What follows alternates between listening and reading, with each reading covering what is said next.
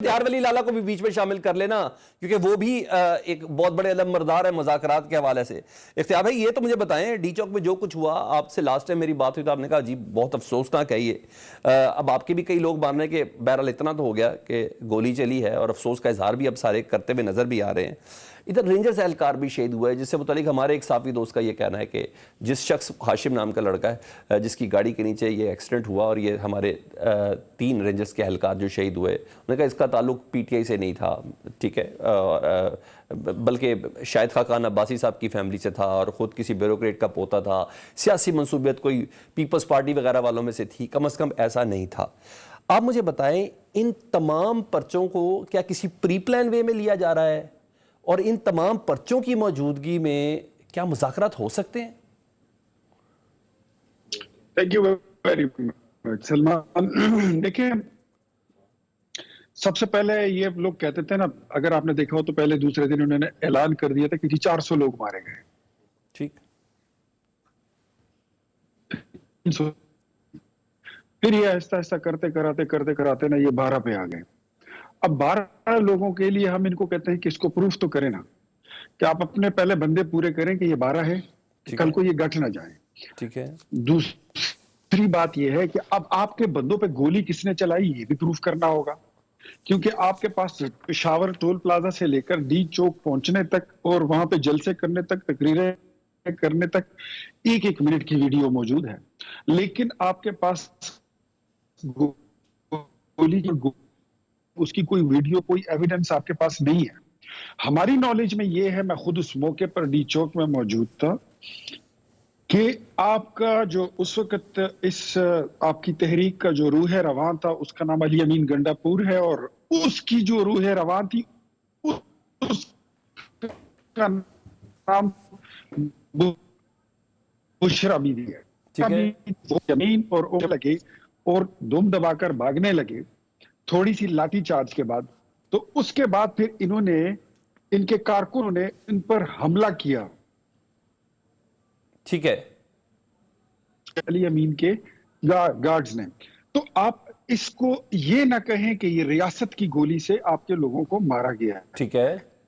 ریاست نے گولی نہیں چلائی ہے۔ اوکے، آپ کو ہم نے پہلے کہہ دیا تھا کہ ان کو خون چاہیے، جب تک ان کو خون نہیں ملے گا ان کی جو تحریک ہے، ان کی جو موومنٹ ہے، اس میں کوئی جان نہیں ڈلنے والی۔ ایک نمبر ٹو یہ جو اب کہتے ہیں کہ ہمارے لوگ مسنگ ہیں۔ رات کو میں ایک ٹاک شو میں بیٹھا ہوا تھا، اس میں پھر وہ صاحبزادہ حامد رضا صاحب تو نس گئے، پھر یہ آ گئے اپنے بھائی شاہد خٹک صاحب۔ اس میں لائیولی ایک بندے نے نصر اللہ ملک صاحب کے شو میں اس نے کہا کہ جی واٹس ایپ کے گروپس میں میرا نام شیئر کیا ہے کہ میں مسنگ پرسن ہوں، یہ میرا آئی ڈی کارڈ نمبر ہے، یہ میرا ولدیت ہے، یہ میرا نام ہے، یہ میرا پتہ ہے، سب کچھ میرا ہے، لیکن میں اینٹی پی ٹی آئی بندہ ہوں۔ یہ لوگوں سے ویسے ہی ڈیٹا انہوں نے لے، ٹھیک ہے، مسنگ پرسنز کے حالات ان کے یہ ہیں۔ ہم ان کو کہتے ہیں کہ دیکھو ڈرامہ تھا کہ 50 لاکھ گھر بنائیں گے، 1 کروڑ نوکریاں لائیں گے، مدینہ کی ریاست بنائیں گے، نیا پاکستان بنائیں گے، امیر اور غریب کے لیے ایک ملک بنائیں گے، وہ نہیں کر سکے، تو ایٹ دا اینڈ آپ نے جیب سے نکالا سائفر۔ ٹھیک ہے، فائنل کال کی، انہوں نے کال دے دی 9 مئی کو، یہ لوگ چھپانے کے لیے، اس پہ مٹی ڈالنے کے لیے ان کو نئے نئے ڈرامے اور نئے سرکس جو ہے وہ لگانا پڑتا ہے۔ اس غلطی میں اس کو کرتے کراتے یہ 26 نومبر کر گئے ہیں۔ اچھا اختیار بھائی، میں ایک پبلکلی کوئیشن ہے، ایک عوامی سوال ہے میرا آپ سے، اختیار بھائی میرا ایک عوامی سوال ہے آپ سے۔ میں کلوز کر رہا ہوں، اوکے، آپ کو اگر بات سن لیں گے تو آپ سمجھ آ جائے گی۔ ٹھیک ہے، 26 نومبر کو یہ چاہتے تھے کہ کوئی ایسی بغاوت ہو جائے کہ عوام اور فوج ڈپلائیڈ تھی، ٹھیک ہے،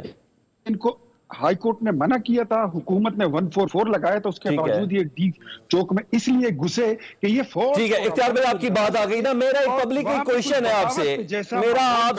آپ سے کوئیشن ہے، ان کی ہو گئی ہے فیل۔ اختیار بھائی میرا آپ سے ایک سوال یہ ہے کہ ایسی کیا پابندی ہے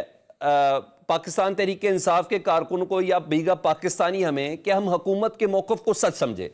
ہم پہ کیوں یہ جبر ہے؟ آپ اس چیز کو سب کے لیے قابل قبول کیوں نہیں کرتے کہ جب اس چیزوں کو اتنا بلر کر دیا گیا ہو، اتنا گرے کر دیا گیا ہو، تو کیوں نہ اس کے ایک جوڈیشل کمیشن بنا کے آزادانہ تحقیقات کرائیں تاکہ دودھ کا دودھ اور پانی کا پانی ہو جائے؟ حکومت کیوں نہیں جھوٹ بول سکتی اگر پی ٹی آئی جھوٹ بول رہی ہے تو؟ مجھے یہ بتائیے، ان کا کوئی ایک واقعہ ہو تو بندہ اس کا جوڈیشل کمیشن بنا دے، ٹھیک ہے، ان کا کوئی ایک ڈرامہ ہو تو اس کا جوڈیشل کمیشن بن جائے۔ ٹھیک ہے، یہ تو ہر ہفتے، ہر 10 دن بعد ایک نیا ڈرامہ بناتے ہیں، ہر 10 دن بعد ایک نیا سرکس ہوتا ہے، اور ان کا کوئی ڈرامہ، کوئی سرکس، کوئی احتجاج بغیر خون خرابے کے ختم نہیں ہوتا۔ ٹھیک ہے، آپ نے دیکھا ہوگا کہ عمران خان ماضی میں بھی تقریریں کر رہا ہوتا تھا، اس کے کنٹینر سے لوگ گر کے مر رہے ہوتے تھے لیکن اس کی تقریر نہیں رکتی تھی، اور جب بھی یہ حرکت میں آتے ہیں تو اس میں برکت جو ہے وہ خون کی ہوتی ہے۔ تو کس کس مسئلے پر جوڈیشل کمیشن بنائیں گے؟ جوڈیشل کمیشن تو ان کو بنانا چاہیے تھا جب آر ٹی ایس بٹھا کر ان کو۔ اوکے اوکے، میں آ جاتا ہوں، میں آپ کی آواز تھوڑی ڈسٹارٹ ہو رہی ہے، اختیار علی خان صاحب کی دوبارہ لائن کو ذرا کنیکٹ کریں تاکہ ہماری بات ہو جائے۔